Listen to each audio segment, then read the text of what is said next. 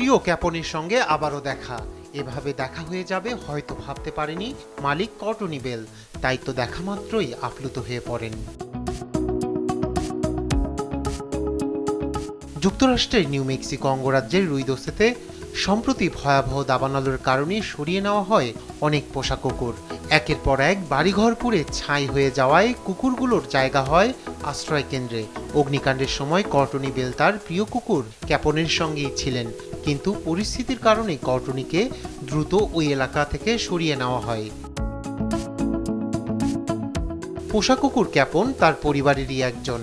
তাকে হারানোয় অনেকটাই অসহায় হয়ে পড়েন তিনি। যদিও এক দম্পতি কুকুরটির খোঁজ পান, তাদের বর্ণনা অনুযায়ী ক্যাপনের চরিত্রের সঙ্গে মিলে গেলে ছুটে যান আশ্রয় কেন্দ্রে। ওকে ছোট থেকে আমি বড় করেছি, আমাদের পরিবারেরই অংশ। ওকে ছেড়ে আসতে অনেক কষ্ট হয়েছিল। আমি অনেক চেষ্টা করেছি ওকে নিয়ে আসতে, কিন্তু পরিস্থিতির কারণে পারিনি।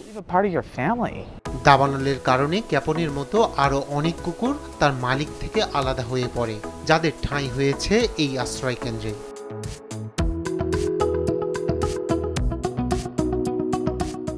রায়হান কবির শুভ্র, নিউজ ডেস্ক, দেশ টিভি।